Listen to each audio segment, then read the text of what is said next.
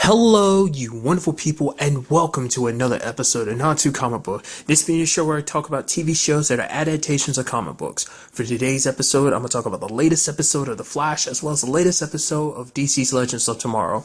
Like always, if I'm talking about something you want to listen to, you can always look in the description down below. I include the time when I start talking about each of the respective shows. So for example, if you want to hear what I had to say about this week's episode of The Flash, you can skip to what I had to say about this week's episode of Legends of Tomorrow. But the first thing I'm going to talk about is this week's episode of The Flash. Another great episode. In this episode, we had Team Flash going up against a new metahuman named just Kilgore, which is interesting just how his power works. It's basically like his power is legitimately a program, like a virus, or an organic virus, the way Caitlin kind of put it. I will admit, there was like kind of some brutal situations he was setting up in this episode. Like the first dude he ended up killing in the elevator, like bouncing up and down, to like the dude kind of like, it seems like basically smushed all over the elevator to the point Cisco was like, whoa, why'd you let me see that? You shouldn't have done that. And also the other guy was named Tim, like almost about to pull him apart like that. I was about to say, that's some brutal stuff. I feel like I don't remember a lot of like any like metahuman deaths ever killing anyone very brutally like that. I mean, granted, it's not like supernatural level of like, oh, blood spurting everywhere, but it's like, I don't know, it was set up to be like, oh, those are some, I don't know, gnarly deaths is all I kind of have to say about that. I mean, really quickly, I wouldn't break that whole situation down. I mean, the entire episode, but in particular, the fact of the matter is that he actually brought it up. He's like, yeah, I got my powers like 4 years ago, but I wasn't in Central City, so he got his powers aside from the particle accelerator explosion. And it's like, wait, how did you get out? How'd you get powers when you were outside of the town, outside of Central City when that happened? And he's saying there are others too. It seems like there's at least, it was like 9 or 12. I forgot how many it was. So other than him, there's at least like 8 or 11 more out there, because they're all people that the Thinker's trying to get, because he wants Kilgore where he is, because, you know, like I said, the Thinker's got this whole situation, like, you know, like we don't really know what he's capable of, but it does seem like everything he does, everything that's happening is part of his calculations, it seems. So at the very least, he wants to gather the rest. You know, he's fine with the Flash taking him down, because the moment the Flash takes him down, they get locked up in a special unit. I mean, of like, you know, a special prison that house metahumans, and then like they'll all be in the same spot, and I guess at that moment will be the Thinker's moment to strike. Really quickly, I do want to bring something up. Like, I might have talked about this last week's episode. I think when I was talking about just the season 4 in general, like knowing that the main antagonist was the Thinker, I don't think I'm that familiar with the Thinker. At least I don't think I've ever crossed paths him. The reason why I'm saying all that is because now I'm sitting here wondering, is the Thinker actually the same character I'm thinking of, like as that brain in like a jar, and it's like a mobile thing? It's kind of got like, I forgot how to describe it, but it's like, it's a notorious enemy that I know about simply because of Teen Titans. I think on occasion him and Grodd joined forces, like definitely joined forces in Teen Titans. I mean, obviously they had like a whole group of like evil people, but like he was like the main antagonist in like the final season of like the Teen Titans cartoon. I'm wondering, is that supposed to be him, but he just hasn't lost his body yet? That's what I was thinking, because like that's the only other like super intelligent person I know, like, you know, brain and everything. So I was like, I'm wondering, is that supposed to be the same person? Because it's been such a long time since I saw Teen Titans, so I don't remember his name. But I mean, that could be him, or maybe those are two separate characters. Either way, that's just immediately where my brain goes. If you're more familiar with comic books, do let me know. Don't spoil anything about the Thinker, but do let me know, am I thinking of the same character or not? If they are the same character, cool. If they're not, that's fine too. I just thought it was just kind of interesting where my mind went about it. So I felt so bad for Barry, but you know, the new suit, it's awesome and everything. It comes with new high-tech stuff, which is so interesting. Basically, but sadly, you know, Kilgore like hacked it. Basically, it has a self-destruct function on it, when Cisco's breaking down like why he put everything in there. It's like, I put a self-destruct, you know, because it's like we had to deal with like an evil Barry in the past, locking the suit so that Barry can't phase out of it, because it's like, well, it's to prevent other people from pushing Barry out of the suit to kind of reveal his identity. So as long as if it locks onto him, you can't just probably like rip the cowl off, or probably make it also that speedsters can't just phase him out of his suit to kind of reveal who he is, which is kind of interesting. Like, I mean, for it to be designed to the point even Barry can't phase out through it, maybe that was never the intention initially, like, oh, specifically for speedster, so they couldn't. I mean, that's never come up before, like a speedster having to phase through. I mean, to be fair, I mean, every speedster he's ever gone up against has known his true identity. I think the only speedster he ever went up against that didn't know who he really was Trajectory. I think she's the only one that's never known who Barry was ahead of time. Obviously, for each speedster's respective reasons, they know who Barry is. But nevertheless, I don't know if Cisco initially designed it like that, but that sucked. And then also included a float, like the suit puffs up like a floater, and Joe's like, why would he need that? And Cisco's like, well, if he's running across the water and he loses his power, and you have Caitlin being the voice of reason, like, well, why didn't you put in, well, what about an oxygen tank? And then Cisco's like, that's actually a great idea. So I just love it that Cisco spent so much time decking Barry out with all this new tech and stuff like that, and it's like, and it kind of screwed him over in this episode. Granted, they're like, oh, they're going to take it all out, which is kind of sad because it's like, yo, this suit is not just like a suit. It's actually high tech. I mean, his suit was already kind of fashioned in a way. I mean, it was never meant to do anything special. It was just meant to be something that wouldn't, break away or get burnt up from him running too fast and stuff like that. Keep his identity hidden and stuff like that. But now, I'd like to see some of that stuff kept because it's like, he could shoot energy out of his hand, which is kind of weird that the Flash suit would do that. I'm curious too, if you are familiar with the comic books, let me know, has he ever had like high-tech suits like that? Because my experience, very limited experience with the Flash, I've never seen him having any like specifically high-tech thing. Now the only thing I can think of is like the ring thing. I feel like that came up before. I don't remember who had it. The whole like having your suit in a ring thing. I feel like that's come up before. Or am I just pulling from other Flash stuff? Because I know, because I'd almost completely forgotten about that until the Flashpoint Paradox, Justice League animated movie. That's a mouthful to say like that. That was a thing, and I was like, huh. I feel like they might have referenced that at some point in the show. I don't remember. That'd be kind of interesting to see that. I feel like that might be the next direction. So like Barry doesn't have to constantly go all the way back to Star Labs to get his suit and everything. He can always have it with him and just jump into it really quickly. Nevertheless, maybe that's something Cisco will be working on in the near future. That stuff. I mean, this is a pretty impactful episode on many different levels because for one, you had Iris and Barry going to couples therapy, specifically because Caitlin kind of brought it up, but you had like Iris being like, what? No, we don't need it. Like, we're Barry and Iris. Come on, like Barry and Iris. It's like, we're the golden couple. It's like, oh my God, it's like all the stars have aligned. We are like a match made in heaven, essentially. Like, it's kind of like, essentially, obviously, storyline wise, it's kind of like, oh, like Iris and Barry is like Lois and Clark. It's like always meant to be. It's written in the stars type of thing. It's kind of what they were jokingly and like pointing out to. But I love that fact is Iris is like, okay, we're gonna sit down and talk, and then they ended up bringing up some stuff like, oh yeah, my mom died, but I mean, I got over it. I mean, I didn't get over it, but I learned how to deal with it. Well, then my dad died, and then they brought up the fact of the matter is like, oh, there's all these different like deaths they had, like all these funerals they had to go to. Her mom, Iris's mom, Laurel. It's so much. Which is kind of like, ugh, it's like, someone out from the outside, I'm surprised the therapist didn't say anything, but it's like, from an outside perspective, it's like, you guys tend to track a lot of death, but then again, it's like, it's kind of sadly the nature of the business that they're in, which they're kind of covering up for that and stuff like that. It's so interesting, because I just brought up the fact of the matter is you never really see too much of, like, that other side of Barry. It's so weird, because comparing, like, the whole Kara situation to Barry's situation, like, Kara, her as Supergirl and her as Kara Danvers, I feel like there's never that huge of a divide between Barry Allen and the Flash.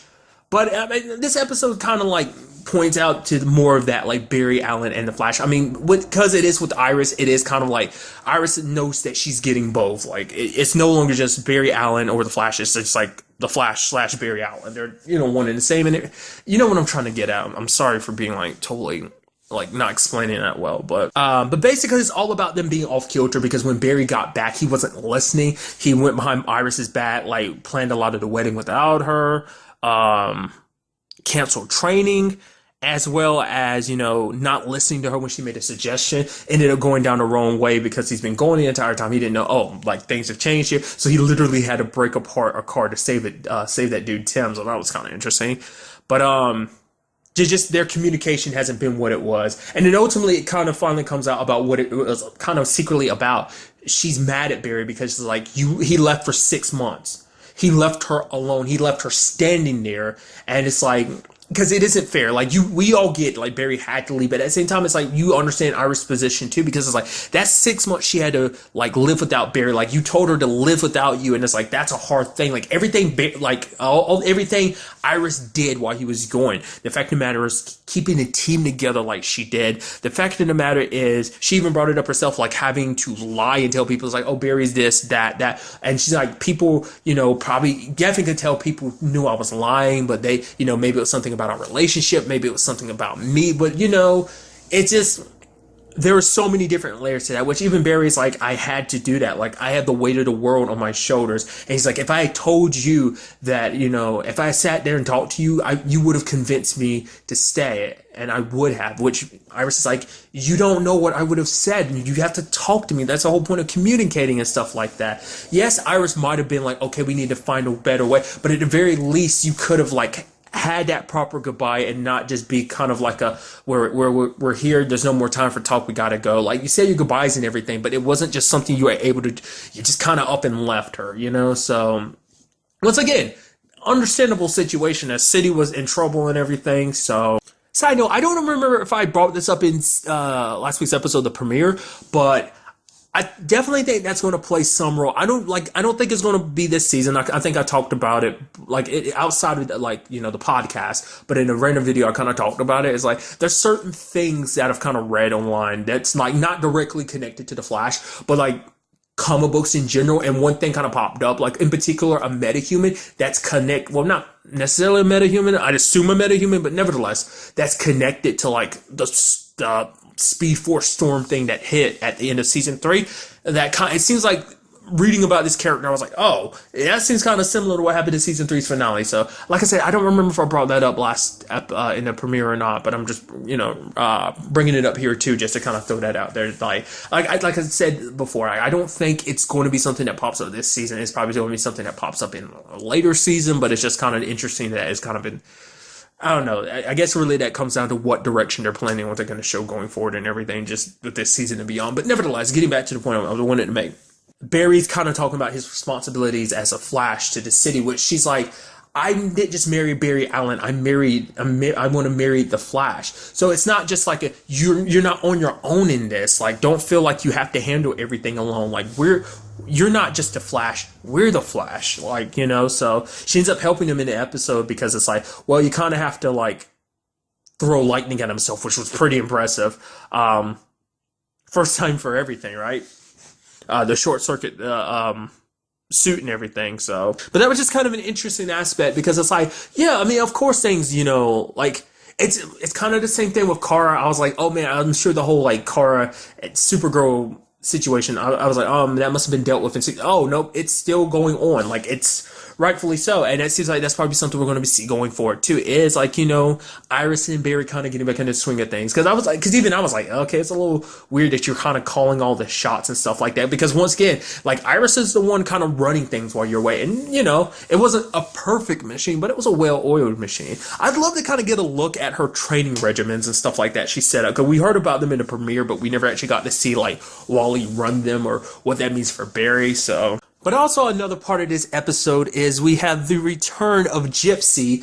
She's actually here to go on a date with Cisco and everything. But Cisco kind of blows her off because of the whole like, oh, we got, dealing with a bad guy here. So work kind of comes first. But she's like, oh, I understand. Which Caitlin was like, no, that means she's super pissed. You need to try and fix this.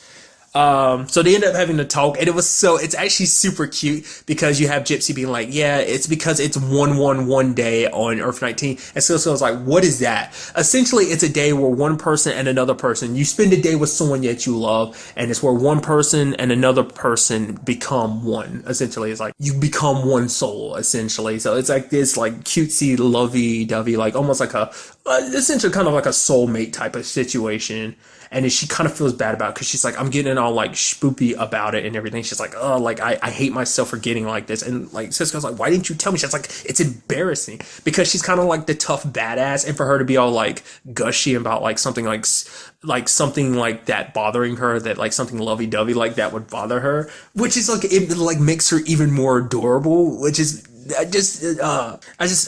love that aspect. It's just like her and Cisco are just so adorable together. Just like their back and forths and everything.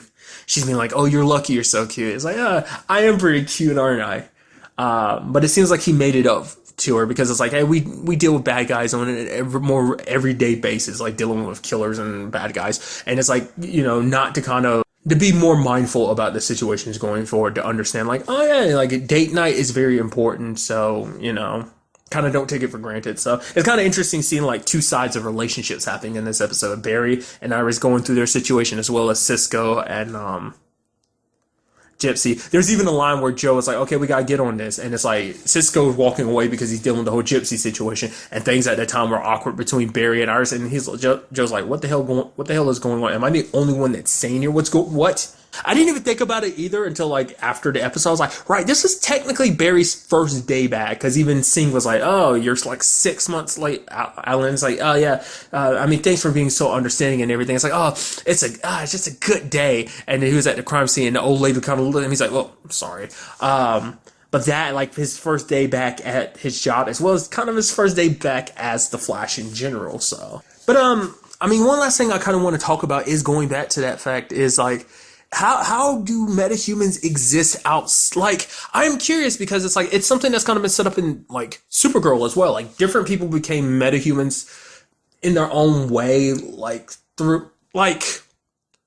It seems like you don't just need the particle accelerator to make metas, but metas have always been like the big thing, like in like Central City, because of the particle accelerator.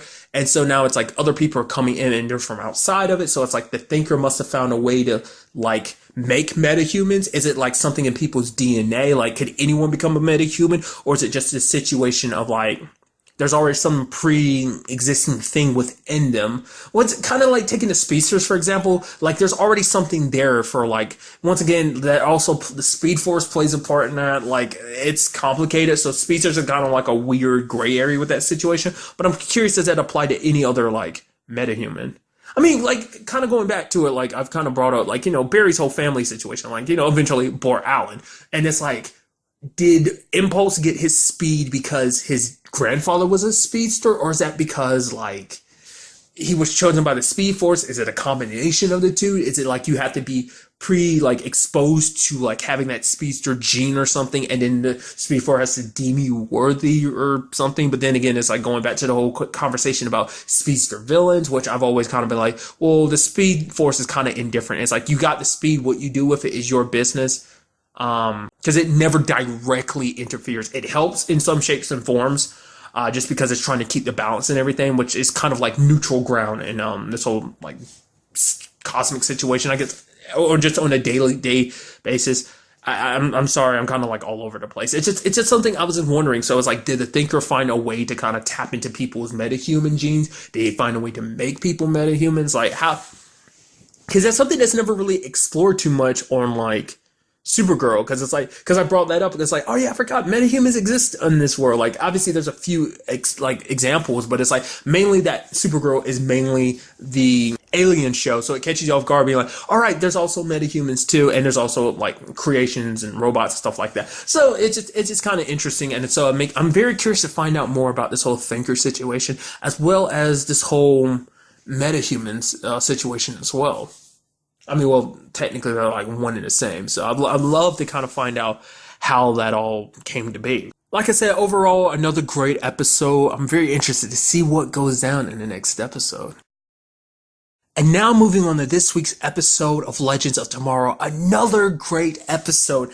I am loving this like season so far. The fact of the matter is that they are setting up, they're continuing the thing of like, the Legends, you guys are idiots, you're screw ups. Just like, I feel like the tone has changed for the show, because I feel like they were kind of like, a little all over the place, once again, misfits. But I feel like they really stepped it up this season of just kind of like the wackiness in the show and just the way they handle situations. Like, the fact of the matter is, it's like anachronisms was like, it was a level 1 in this situation, and by almost the end of the episode it was a level 9, just because of just their interference and screwing on. It was a saber-toothed tiger that was at a carnival, which Ray was trying to use his shrink ray, which he doesn't like calling it a shrink ray, just because I guess in his head it's I guess because shrink ray is so copywritten, so like him saying it is just like, no, let me put my own stamp on it.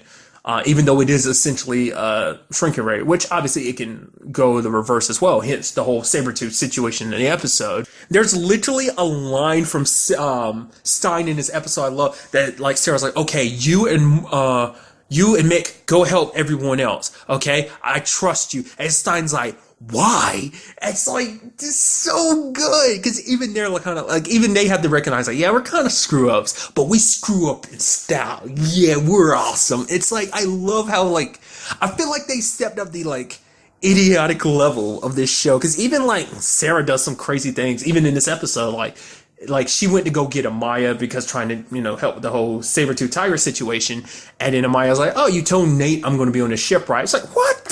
Nate's super cool with it. It's like, even though that kind of helped make things super awkward in this episode. Which, side note, we kind of got a cut at the beginning where we saw, like, Amaya and Nate, like, 6 months ago. And it was like, oh, it was very clear from the beginning. It's like, oh, it had nothing to do with Nate. It had to do with her own respective situation. In particular, she saw her granddaughter, Mari, the current Vixen, which I still need to watch the animated series. I still have not taken the time to do that. I feel like such a piece of crap. Seeing her kind of kicking butt in Detroit and everything like that, and just all of a sudden she packs her stuff and leaves. So I felt like, obviously, that was like, it's like, it had something to do with Vixen, because let's not forget, because of the whole time situation, and it's something that she eventually talks to Nate about in the episode, is like, if she stayed any longer, Rip kind of told her like Mari would disappear, which I think I kind of brought it up last season, and it's kind of been alluded to. I was like, if she stays too long, basically Mari gets undone, and all the good she's ever done will kind of go back. Like, a lot of people's lives are like, so there's the, like, selfless side of things, where it's like, you have to go back to ensure, like, all the, she grows up to become the superhero that she is. So that was just, I mean, that, like I said, that was obvious. But also, like, the reason why she didn't say anything to Nate was the fact of the matter, she is like, she wanted Nate to hate her, because if Nate hated her, he wouldn't bother going after her. Like, which in that entire time he never went after her, because it's like, he knew exactly which night she's back home in her own time. It's like, I'm not going to chase after her because she broke my, So in her own way, she was trying to protect him by pushing him away. So Nate kind of was pissed, but still he was like, yeah, it made me feel, a little bit better. So. I mean, it's also crazy because he got, like, super drunk afterwards, and just, like, it's so interesting. Like, I love him being super drunk too. Just, it causes even more problems in the episode. Once again, it's just like an endless cycle of just, like, Sarah lying, brought Amaya on the ship, made Nate kind of go a little crazy, got super drunk, showed off his stealing up powers, and then was running his mouth off about what Ray and Jax can do with, like, Ray's Atom suit, as well as Jax and the whole Firestorm situation. Once you had that whole aspect of them, basically most of the team getting captured by Billy Zane's character in this episode, which is so cool to see Billy Zane basically be the carnival master. I forgot what the circus master, whatever the case may be. It's actually kind of interesting when you break it down. It's like there was no, like, stopping the bad guy this episode. I mean, he was kind of a douchebag. I mean, in a twisted way, he did it for the right reasons. Like, he wants to keep the circus alive because it's like a place where all the, freaks could go and be themselves without judgment. It's a place of wonderment in itself.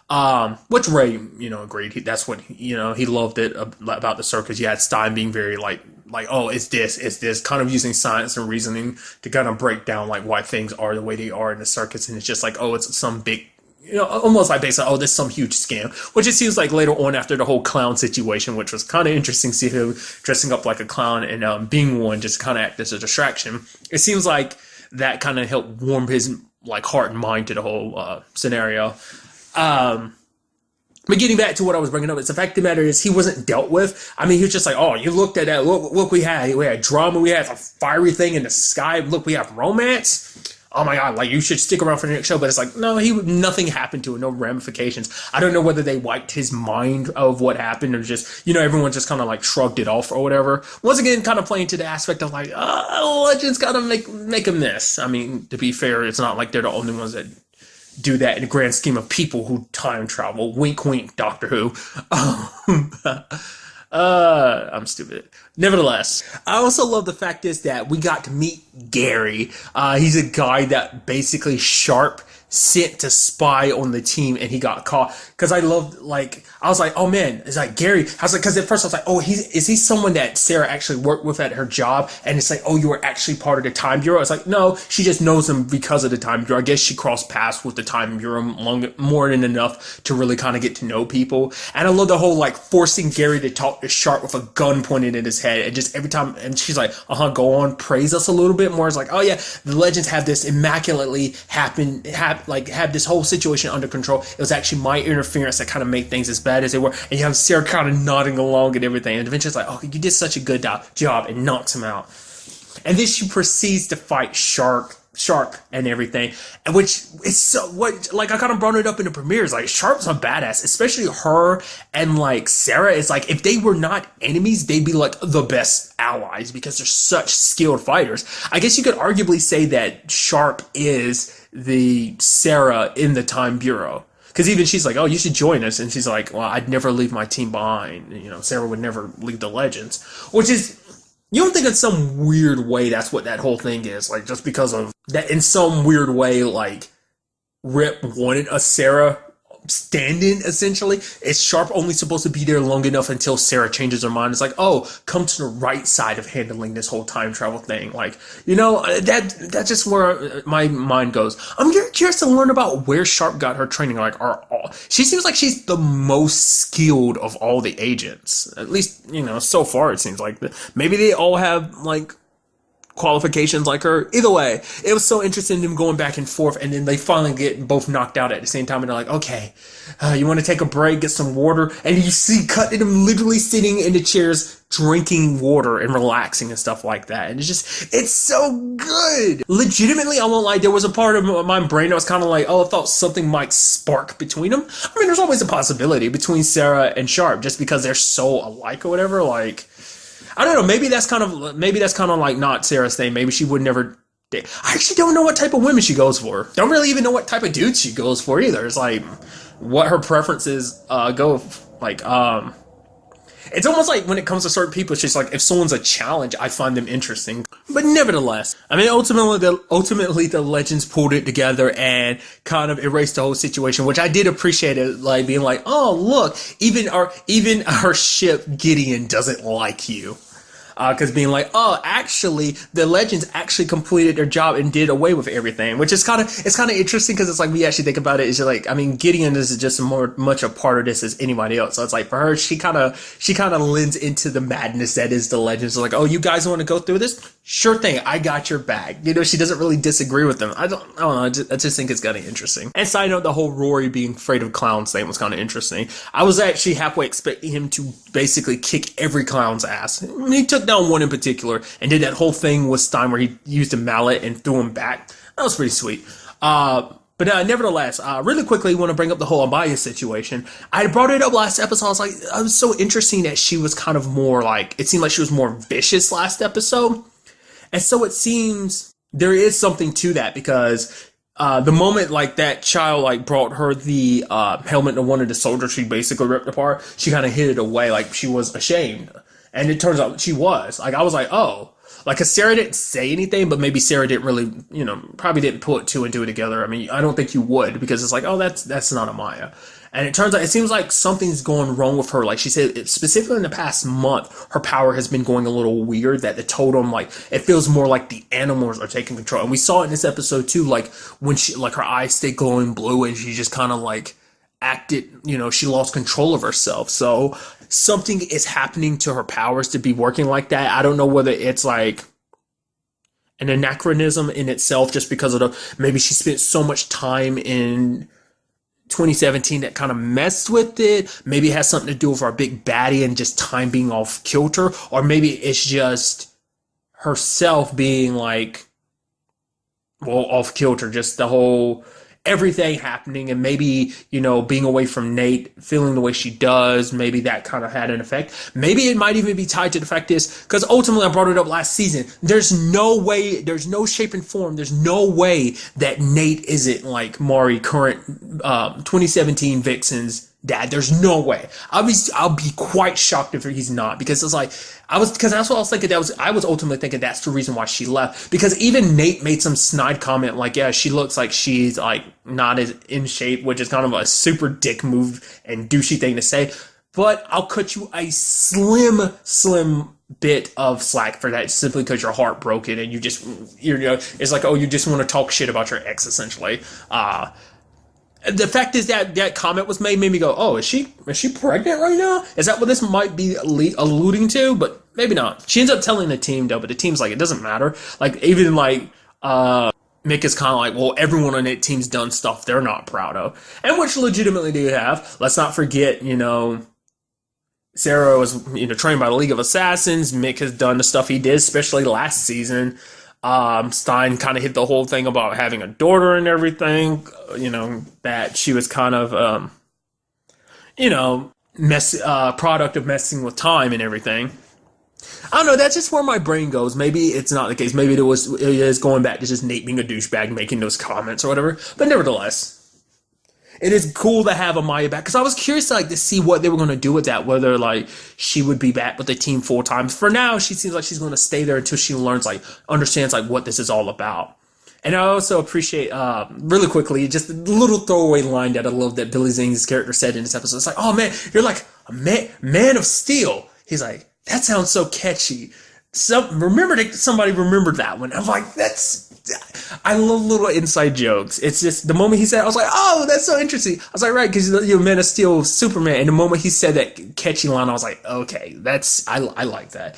I'm easy to please. You throw in other superhero references, I'll get giddy. I'm like, but nevertheless, I did love that the fact is Sarah's like, guys, we got to get serious. Rip's been lying to us that there's something out there that he did something super evil, essentially. I'm paraphrasing. And then everyone burst out laughing. Oh my God, something that the Time Bureau is afraid of. We should be afraid of anything. Essentially, we took down Vandal Savage. We took down a speedster along with the whole Legion of Doom. But, more so than anything was, taking down a speedster who, got different versions of himself to kind of come together, like that. But nevertheless, that's beside the point. It kind of is the point. But at the very end of the episode, we see someone kind of crafting, I would assume is a magic spell, and resurrecting someone that kind of pops up from the water. And so I felt the lady that's coming out the water, I thought she was the main antagonist this season. Maybe she is. Maybe she's kind of lead up to an even bigger antagonist. Maybe she's tier 2 main antagonist when there's a tier 1 out there. Or because it seems like this is for one, it's kind of interesting because it seems like they're playing up the magic the magic angle this season, because magic has never really popped up too much in Legends. Legends has been more science fictional based. In this regard, the Hulks kind of technically count as magic because it's kind of a curse or whatever. The whole Vandal Savage situation, immortality too, that's kind of magic as well. I'm trying to remember. I don't think Damien Dark had his powers last season, because he doesn't get them until, he definitely did, because doesn't get his powers until much later on in the timeline. So even he didn't have magic last season. And so it seems like they're really kind of bringing in the whole magic aspect.